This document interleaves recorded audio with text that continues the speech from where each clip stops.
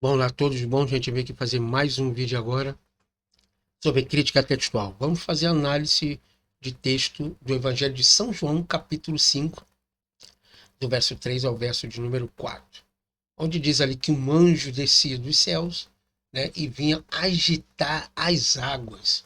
E aquele que descesse ali, então, seria curado de toda a manifestação, infestação, seja o que for ali, né?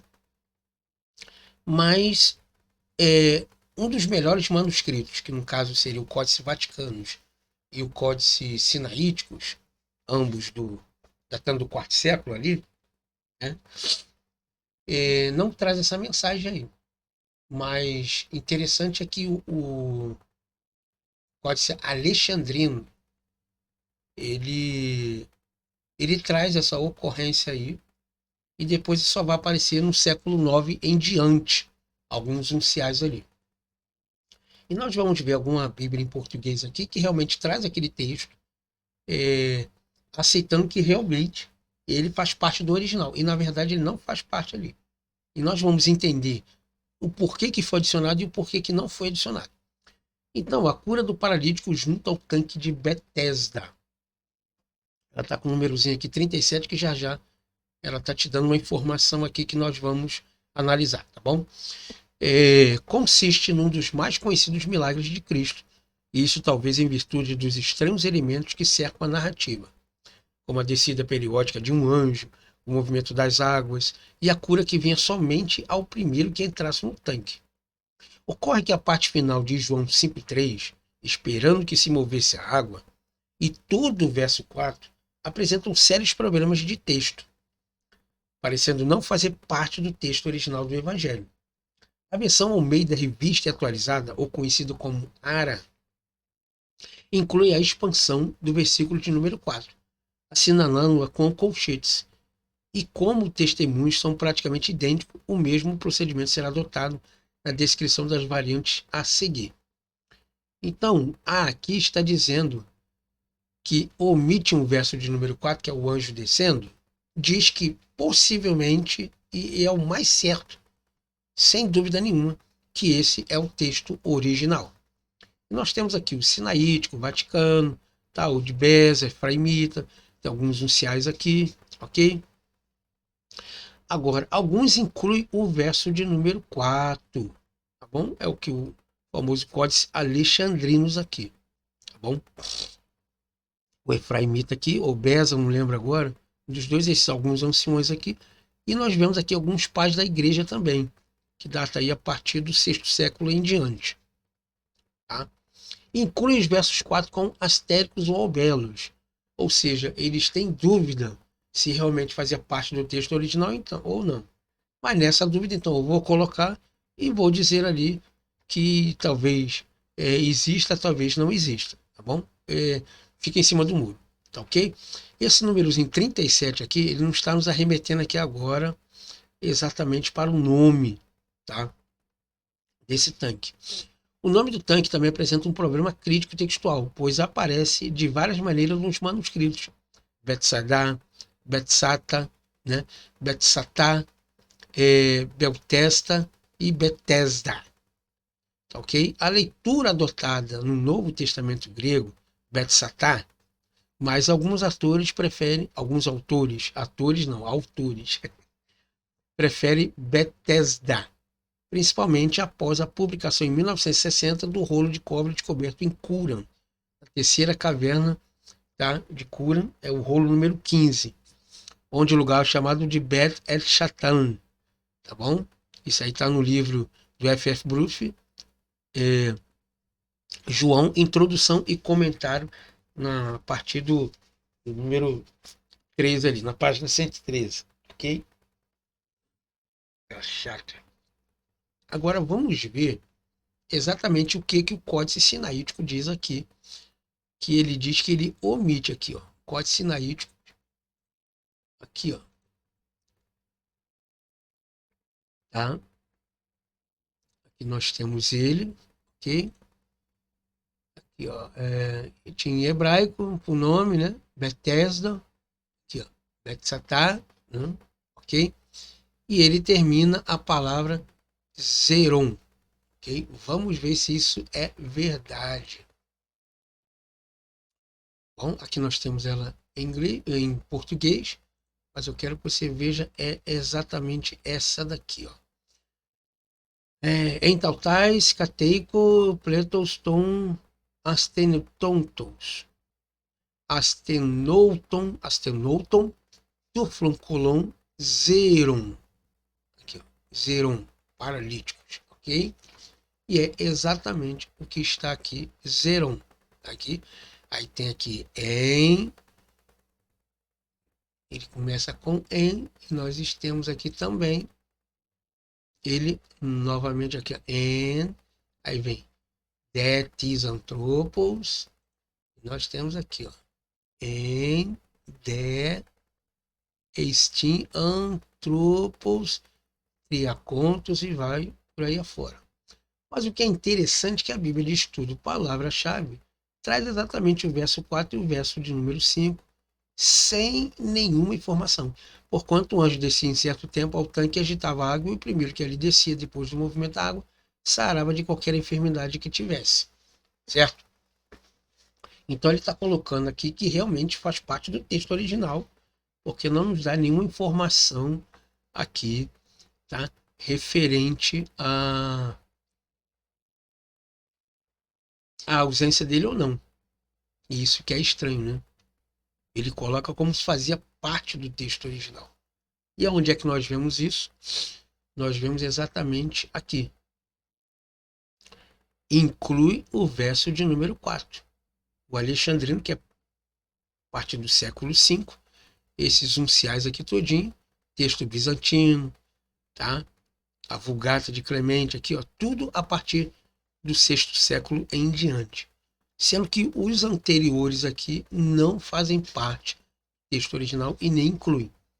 Isso quer dizer, então, que os textos que foram apresentados ali em português, eles são bem posteriores e não anteriores aos manuscritos mais antigos. Tá bom? Os manuscritos, portanto, dividem-se em basicamente duas leituras. De um lado, aqueles que omitem a expressão ou incluem-na como suspeitas de corrupção, indicado pelos asterixos ou belos. De outro, aqueles que não a incluem sem nenhuma restrição crítica, embora isso não signifique uniformidade textual. O aparato crítico revela que os testemunhos a favor do versículo 4 exibem diversas variações na forma como o texto foi preservado, o que sem dúvida ajuda no julgamento da questão. Vamos ver agora a evidência externa, fora dela. Aqueles que colocaram, adicionaram e então deixaram de analisar o testemunho antigo. A análise dos testemunhos é bastante conclusiva.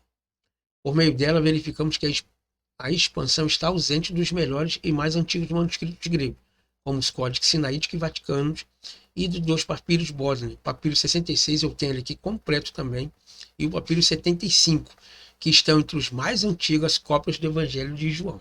Tá?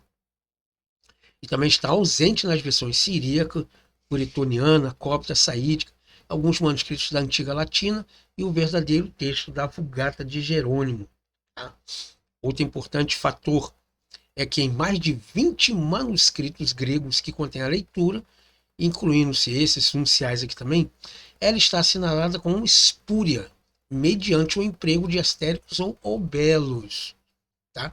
Por fim, os demais manuscritos que incluem o versículo 4 apresentam tanta variedade de formas em que o texto foi transmitido que sua integridade textual fica seriamente comprometida. Então, aqueles que incluem o verso de número 4 são tão diferentes de todos os outros manuscritos que também incluem, que na verdade quando você olha assim, caramba, mas um está diferente do outro, por quê? Se um inclui e foi cópia posterior desse mesmo texto, ele teria que ter a mesma cópia comprometida e igual a ela. Ele não poderia ser diferente. Mas não, os textos que a incluem, todos os manuscritos na narrativa são diferentes deles, que compromete mais ainda essa situação. Assim, embora a leitura pareça remontar a uma época bastante antiga, como demonstram o Diatessaron e alguns manuscritos antigos latinos e coptas, ela esteve completamente ausente na tradição manuscrita grega até o século V, tá bom? E no caso é o Vaticanos e os Sinaíticos, e não usam esse termo aí, tá bom? O que é suficiente para que seja reputada como secundária. Evidência interna. Mediante as considerações internas, a conclusão anterior ganha ainda muito mais força. Quanto ao vocabulário, verificamos que a expansão contém vários termos ou expressões estranhos à dicção joanina, como edekomai e kinesis, que está no final do verso de número 3, e katakairon e brainon, com o sentido de entrar no tanque ou na água. Nós temos a expressão taraque, cateco e nosema, que está no verso 4, que nós não encontramos em nenhum outro escrito joanino. Essas palavras ali dá a entender que não é a ideia do autor que escreveu ali. Tá? Ocorre somente aqui no Novo Testamento. Ou seja, ela é um rapax legomena, né, que ela só aparece uma única vez. Com respeito à teologia, os problemas são ainda maiores, pois o versículo 4 sugere que o sistema de curas em Betesda era por demais seletivo, além de descontínuo, o que parece não se harmonizar muito bem com o caráter de Deus e sua maneira de agir. Se aceitarmos a autenticidade dessa variante, então teremos que admitir que quanto mais egoísta, determinado e forte fosse um homem, mais provável era que ele chegasse primeiro à água, atropelando assim os mais fracos e fazendo com que muitos deles talvez até morressem à beira do tanque, né? Então, se aceitarmos a autenticidade dessa variante, então teremos que admitir que quanto mais egoísta, determinado e forte fosse um homem, mais provável era que chegasse primeiro à água, ou seja, atropelando assim os mais fracos e fazendo com que muitos deles talvez até morressem à beira do tanque. Então nós não vemos essa disputa ali.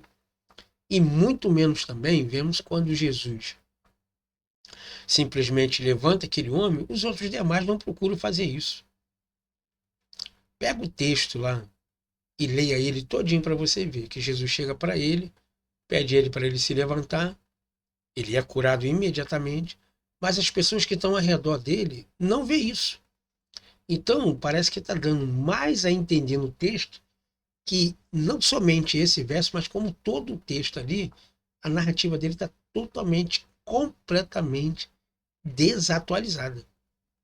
Porque se Jesus aparece ali, um homem que estava aleijado, de repente ele se levanta e ninguém vê isso, pô, é complicado, né? É muito complicado. Os mais necessitados eram justamente os menos favoráveis, prováveis de se beneficiar. Mas Deus não procede dessa forma.